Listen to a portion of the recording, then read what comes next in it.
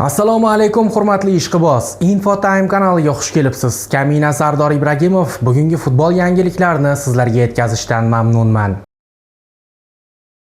Liverpoolning sobiq yulduzi Husanov va Gehi juftligini keskin tanqid qildi. Liverpoolning sobiq futbolchisi va ayni paytda futbol eksperti bo'lib faoliyat yuritayotgan Jamie Carragher Manchester Cityning Evertonga qarshi o'yini haqida keskin fikr bildirdi. Manchester Cityda nimani ko'rdim? Bu chempionlikka olib boradigan himoya emas, bu sarosima.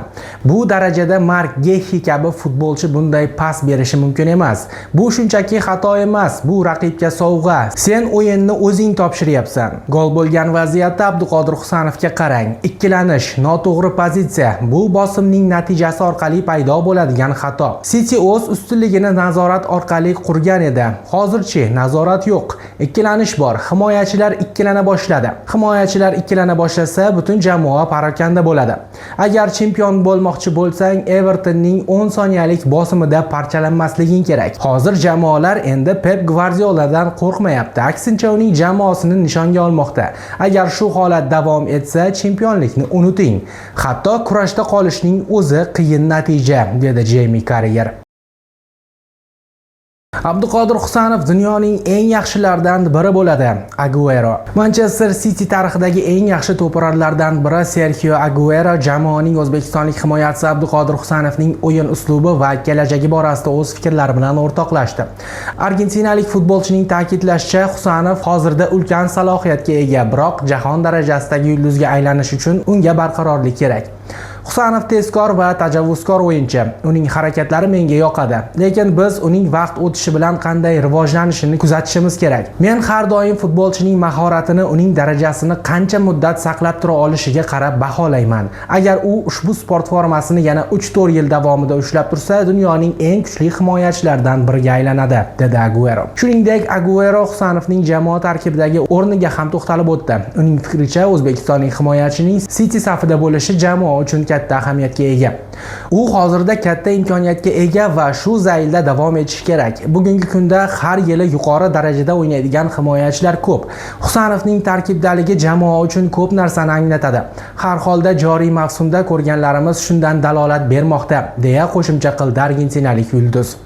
Ma'lumot uchun, Abduqodir Husanov joriy mavsum Manchester City safida jami 34 ta uchrashuvda maydonga tushib, 5 ta sariq kartochka bilan jazolangan. Uning shaharliklar bilan amaldagi shartnomasi 2029-yilning yoziga qadar amal qiladi. Transfer Market portali futbolchining qiymatini 35 million yevroga baholamoqda.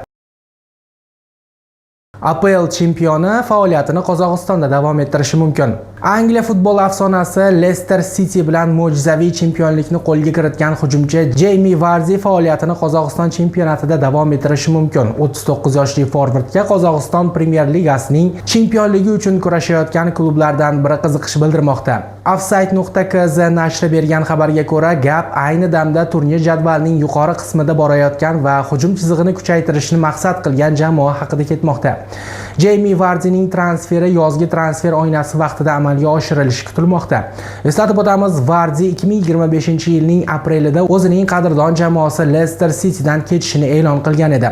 Shundan so'ng sentyabr oyida u erkin agent sifatida Italiyaning Cremonese klubi bilan 1 yillik shartnoma imzolagan.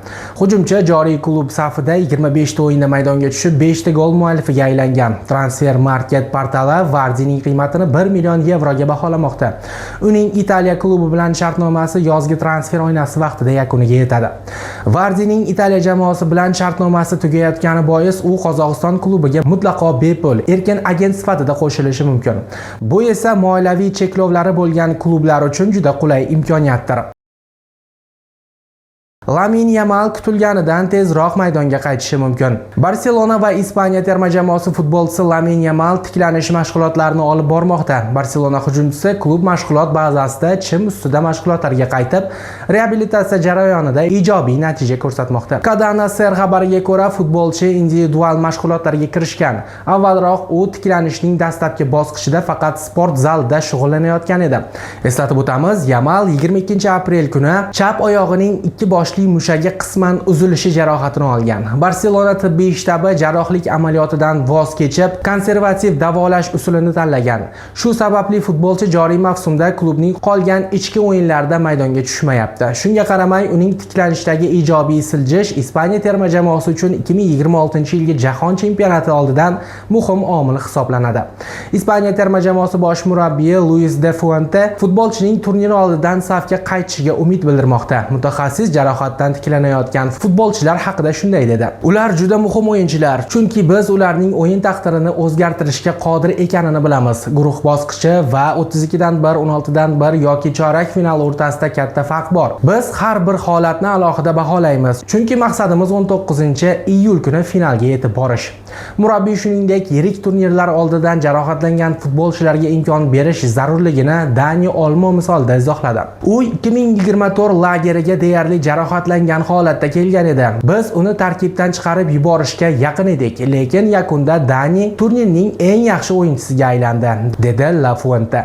Ma'lumot uchun, amaldagi Yevropa chempioni hisoblangan Ispaniya terma jamoasi 2026-yilgi jahon chempionatining H guruhidan o'rin olgan bo'lib, Cabo Verde, Saudiya Arabistoni va Urugvay terma jamoalariga qarshi maydonga tushadi. Real Manchester City himoyachisini sotib olmoqchi. Real Manchester City himoyachisi Yoshko Gvardiolga qiziqish bildirmoqda. Qaymoq ranglilar xorvatiyalik futbolchini bir necha yildan beri kuzatib kelmoqda va uni jamoa himoyasini mustahkamlay oladigan o'yinchi deb hisoblaydi. Bu haqda Jutarji nashri xabar bermoqda. Manbaga ko'ra, shaharliklar 24 yoshli futbolchini saqlab qolishni xohlaydi va unga 2033-yilgacha mo'ljallangan yangi shartnoma taklif qilishga tayyor. Hozirgi shartnomasi 2028-yil yozigacha bo'lib, unga ko'ra yillik maoshi 12,3 million yevroni tashkil etadi. Joriy mavsumda Gvardiol barcha turnirlarda 23 ta o'yinda maydonga tushib, 2 ta gol urdi va 5 ta golli uzatma berdi. Transfer Market ma'lumotlariga ko'ra, futbolchining hozirgi qiymati 70 million yevroni tashkil etadi. Mbappening yaqinlari futbolchiga nisbatan bildirilgan tanqidlarni qoraladi. Ispaniyaning Real Madrid klubi hujumchisi Kylian Mbappening yaqinlari, jamoadoshlari va muxlislar tomonidan futbolchiga nisbatan bildirilayotgan tanqidlarni qoraladi. Futbolchiga yaqin shaxslarning ushbu izohini Fransiyaning AFP axborot agentligi e'lon qildi. Oldinroq El Mundo gazetasi Real futbolchilari Mbappe jarohatidan so'ng klub ixtiyoridan chiqib Parijga yo'l olganidan norozi ekanliklari haqida yozgan edi. Shuningdek, klub muxlislari jamoa rahbariyatidan Mbappening klubni tark etishini talab qilgan. Ushbu petitsiya atigi 1 soat ichida 70 mingdan ortiq imzo to'pladi. Tanqidlarning bir qismi jarohatdan tiklanish bilan bog'liq harakatlarning noto'g'ri talqin qilinishiga asoslangan. Kylianning jamoa manfaati uchun har kuni amalga oshirayotgan ishlari hisobga olingani yo'q, deyiladi fransiyalik futbolchiga yaqin manbalar bayonotida. Mbappe 27 yoshda. U 2024-yildan buyon Qirollik klubi safida to'p surib kelmoqda. Joriy mavsumda hujumchi 41 o'yinda maydonga tushib, 41 ta gol urdi va 6 ta golli uzatmani amalga oshirdi. Real bilan birgalikda Mbappe UEFA Superkubogi sohibi va qit'alararo kubogi g'olibiga aylandi. Fransiya terma jamoasi tarkibida esa u jahon chempioni bo'lgan va Millatlar Ligasida g'olib bo'lgan. Siz nima deb o'ylaysiz, qadrli ishqiboz? Fikringizni izohlar bo'limiga yozib qoldiring. Kanalimizga obuna bo'lishni va like bosishni unutmang.